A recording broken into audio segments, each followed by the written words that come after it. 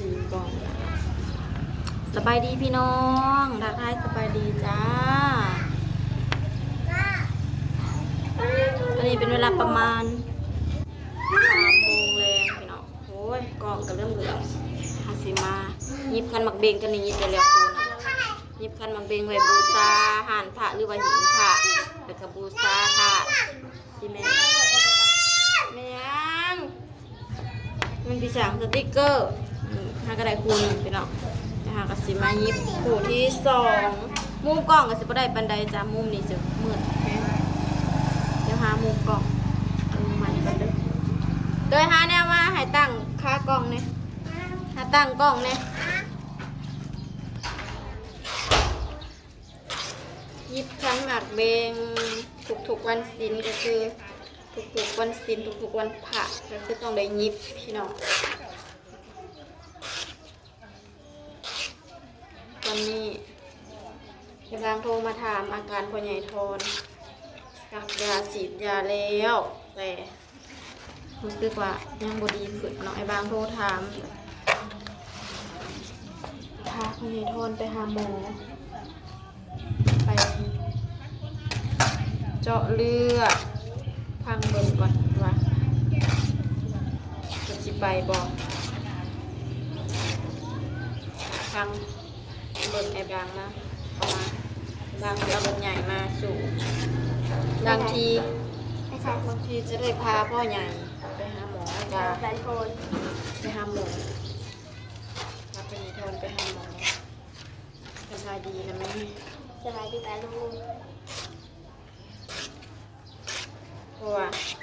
เลือดมือเราบ่กินเขาเราบ่ลุกบ่ได้เนาะกินหัวที่มือเราบ่กินเขาเราบ่กินเขาเลยเลือดมือกินแต่นมน้อยหนึ่งเดี๋ยวพาพ่อใหญ่ทอดไป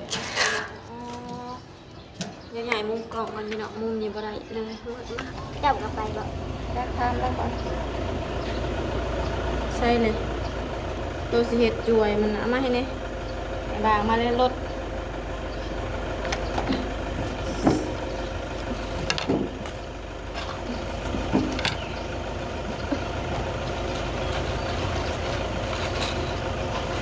พวงเบาพื้น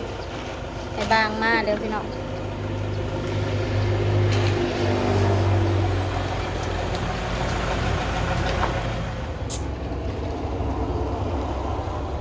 เป็นอะไรล่ะหาแล้วดูใจแล้วบนมือบนเวนกินข้าวกินน้ำบ่ได้เป็นอะไรล่ะก็เมื่อยแล้วเนาะนี่สิมีเหือมีแหงก็เป็นยังไม่เป็นยังเราเป็นยังเราเป็นวินเราทวนทองจากหากินข้าวบ่ได้ไม่ใหญ่ทอนเบิดมือค่ำเลยยังไม่ได้กินข้าวเลยกินข้าว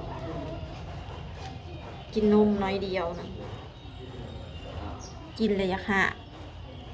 แสดงว่ายาบ่ทึกต้องได้ไปหา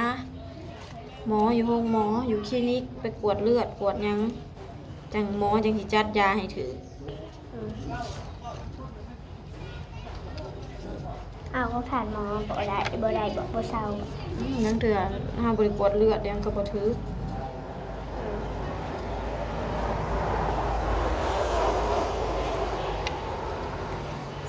เดี๋ยวถามอาการเพิ่นก่อนเนาะปกติกับผู้เฒ่าเพิ่นก็สิแขะได้พี่น้องเว้ยก็สิดื้อแน่เนาะบ่อยากไปหาหมอจังซี่นะคันบ่นักอะลีจังซี่แล้วก็จะสิพาไปดื้อแบบดื้อคือเด็กน้อยนี่แหละเดี๋ยวให้ไอ้บางเขาไปถามไปซื้ออีกแล้วเช้าอันนั้นบางทีนะไปก่อนเนาะเอาน้ำไปที่ไหนนะไปกูสิบ้าไอ้ต๊อบน้ำเอาตกลุงบางสิหายลงไหมอย่าซูนตั้งแม่ตีเลยแม่ตั้งกล้องแม่ตีงป้าลุงสิไล่ตาปลาลูกสีไรลาตาบอกโดยลาตาบอกเป็นสีตีตานี่หนักก็ให้ผูในของเธอหาเสือพายพ่อใหญ่ไปอันนั้นให้ผูเสือในของกูนี่สายอย่างยังอันนึงแป๊บเดียวใส่สากยังจังเลยเอาไปสิเจ้าในของข้าวมาหาข้าวหอมใส่สากกระด้งแป๊บนึงแค่ขางเดียวข้าวเดียวคือข้าวข้าวแหล่แมวเขาไปนอนไปยังเมียนปัดขวดออก ออกมาเลยอัดเมียนอย่าให้มันเข้าไปแมวมืออื่นเลยเมียนปัดไข่หน้าตองหน้าต่างออกสิได้พาคนนี้ทอนไปหาหมอ ซื้อแยกซื้อยางมาเลย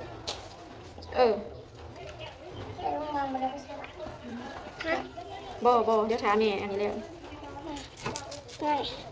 ไง ยาออกมันสิตกกองพ่อแม่ เอาขอตอบหน่อยนะ หูบริอึดทำกูไปเอา ว้าวอันนี้ อืม แม่อันนี้บอกให้เอาบอกนี่นะอันนี้นะห้าขอเจ็บปะเจ๊อีแม่หายได้แต่ไปขอจะดำเราหน่อยจะดำเราหน่อย เดินก็จะเรื่องเงินเท่าไห จะ ร่ ดำเราหน่อย มัน2 ล้านกูอันนะ นี่ก็ต้องบริการแต่โอนเลย จะดำเรา เจ็ดห้าไอรอนอยู่ จะดำเราหน่อยจะ เอา ดำ มาไปยังพาไปใหญ่ไปหาหมอนี่เอามายังขางหนึ่งก็แล้วนี่เอามาพี่ จะดำเราหน่อยจะดำเราจะดำอีเมลเราหน่อยจะดำเราหน่อยโอ้ยนั่นทันวะ1 2โอ้ยเลยอะไรฮะกลายเด็กนั่นนั่นผิดอันนี้นะพังแบบไรแท้ แล้วยังอันสุดท้ายพี่น้องแล้วนี่ก็สิได้พาพ่อใหญ่ทอนไปหาหมอเอามานะเอามาลูกยังพาเอานี่เร็วโรงพยาบาลจะให้นะเอามาเอามีตัดจะเอาไปตองใหม่แม่ อ่ะไม่ต้องเอาไม่ให้เจ้า ถามแล้วถามอีพ่อเขาแล้วเป็นอะไรยังออกแล้วกล้องแม่นะ ก็ถามก่อน เราเป็นอะไรยอมแกะเราเลยก็ บอก เศร้าเด้ออีพ่อเอ้ยอีพ่อเอ้ยฮะ น้องเป็นไร โอ้ยไปเผาโทรศัพท์น้ำไอไปตองผูกวัดมึงยังบ่เห็นมาเลยนี่เกิดน้องกระโนกับปนัดมื้อนี้สิได้ซื้อเค้กมาให้เพิ่นเป่าอยู่แต่เราบ่ได้จัดอีหยังซื้อเค้กมาให้เป่าซะก่อนหนึงแม่ก็บ่มีเงินพ่อใหญ่ก็บ่สบายนักยาเช้านี้ก็เบิด400 บาทสิได้ไปหาหมออีกก็สิเบิดเท่าใดอีก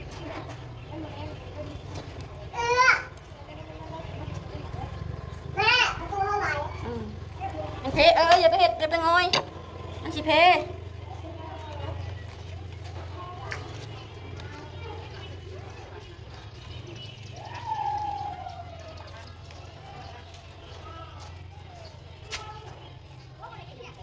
นี่เลยเตยไว้อีปอบว่าโทรศัพท์เราโอนเงินบ่ได้บ่ว่าแต่บุญเนี่ยโอนบ่ได้เลยจ้ะแอปธนาคารเป็นยัง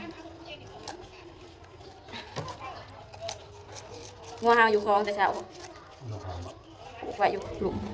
น้องปู่กินหัวโลดทงเทิน หญ้าบ่อึดเอ้ยกกยางเพิ่น อย่าบินไปสั่ง งัวยันงัวกัดว่าซั่นหญ้านั่นหญ้าก็หญ้าที่ ปูใส่ใบน้ำนั่นแกน งัวแม่มันปัดมักกินที่จะไปกัดต้นยางเพิ่น สีเข้มได้สี